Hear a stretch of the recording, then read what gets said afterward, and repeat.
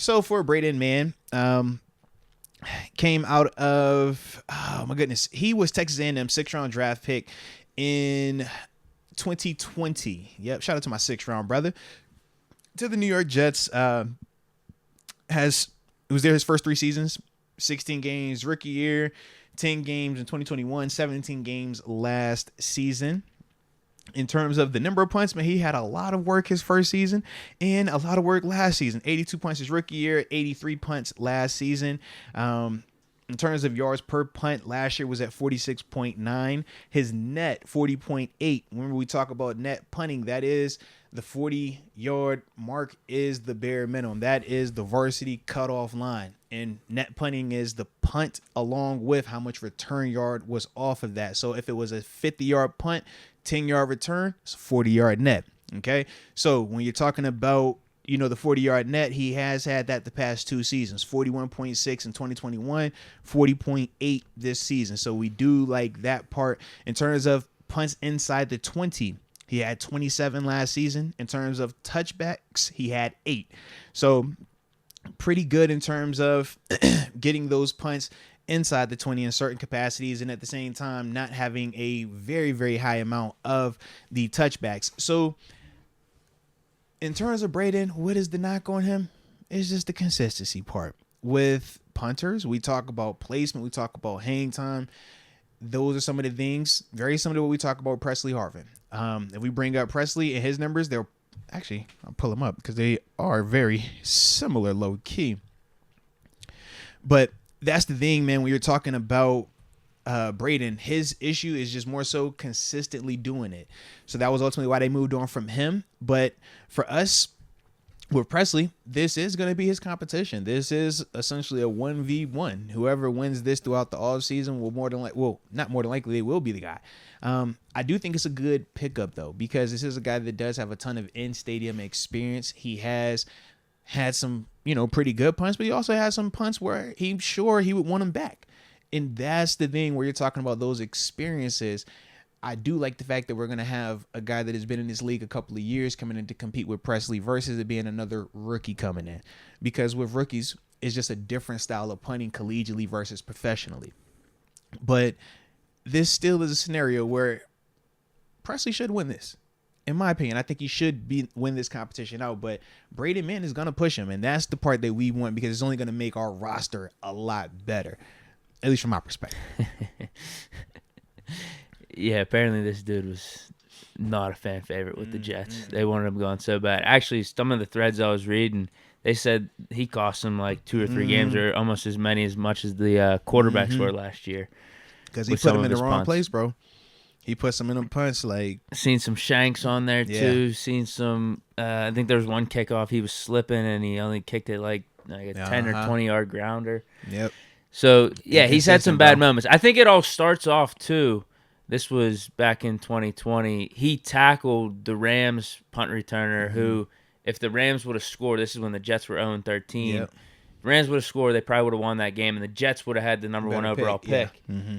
But because Braden Mann tackled the dude, they had to pick number 2, and they got Zach Wilson instead of Trevor Lawrence. They were upset about that. So, to start off from that point and to see some of these bad punts that he's had, Jets fans were happy to get rid of him. Yeah, and it's special teams, so you don't have a long leash to mess up on special teams.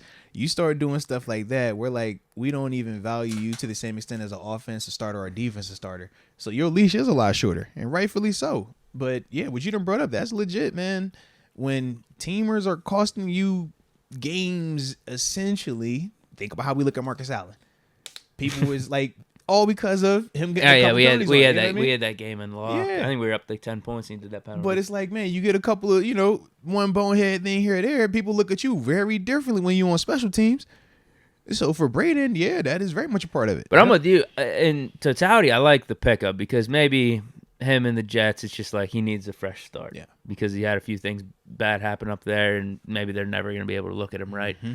But coming out, he was like a legit prospect. Like to get drafted, bro. Yeah, to get drafted as a punter means you're talented. Yes. You actually have to be good. Absolutely. In the 6th round too. Like that's when we talk about Presley. It's like think about Presley was the Ray Guy Award winner. So was this dude. I think he won a couple years before. That's the best punter in the collegiate level. Like, you don't just waste and we don't even call it waste, but like, essentially, if you're taking a punter, we look at that as like, are you about to waste a pick on one of these dudes? Yeah.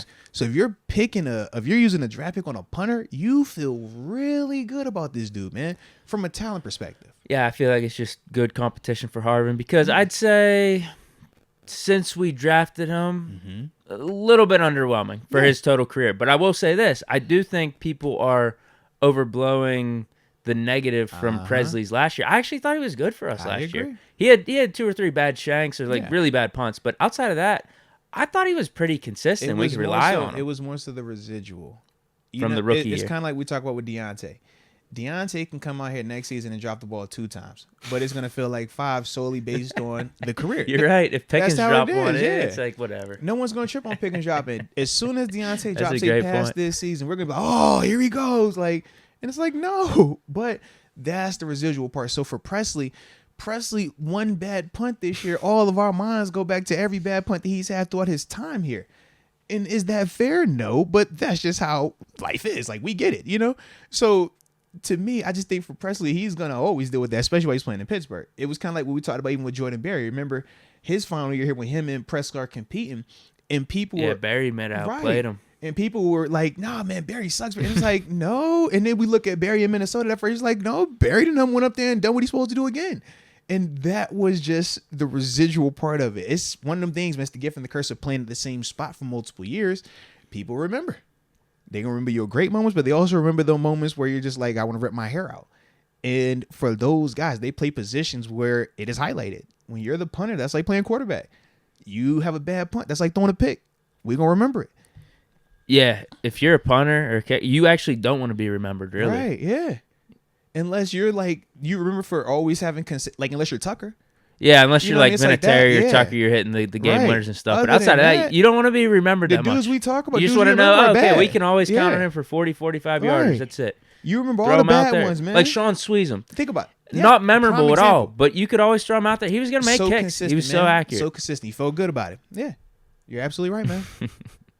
And Presley has been, yeah, you're right. The last 2 years, there's been some memorable bad punts. Yeah. But he had some dots last year. I thought he was good. Man. I thought he bounced back in a major way. He was not a problem for us last year, I don't think, in totality. And we also said the context surrounding the year where he was struggling. He said my man lost his father and his grandmother all during that season. Remember, we talked about when he had his father on the sideline and stuff like that. And then it was a couple of days later he passed away.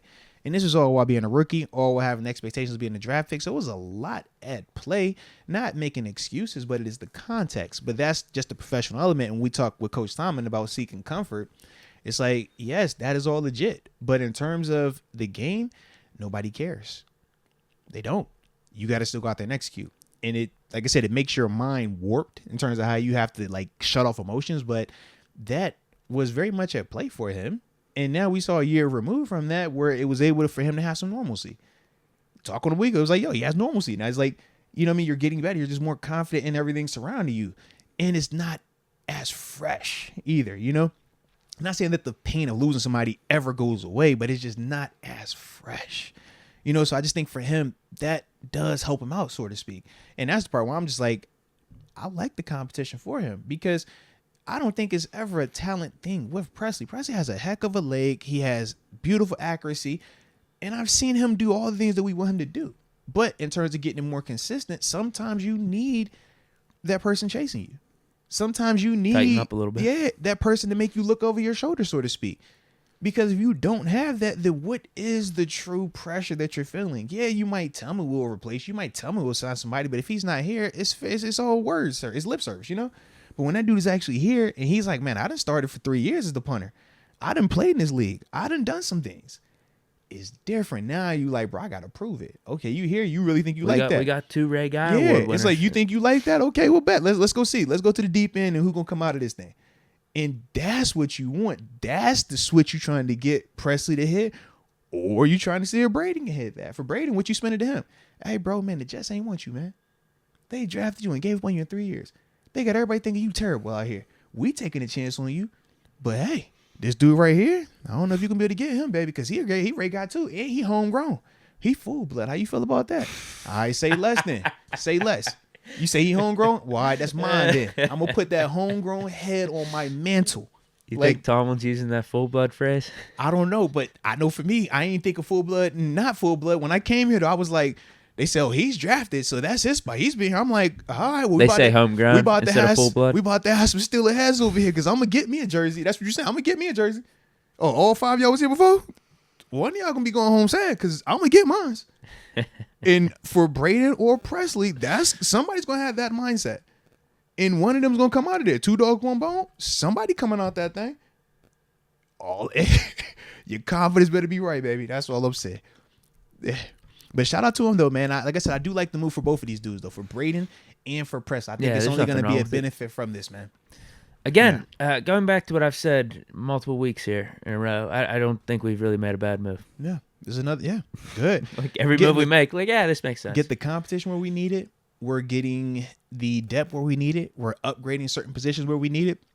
I love where we're at right now. And like you said, this is a little bit over a week away from the draft.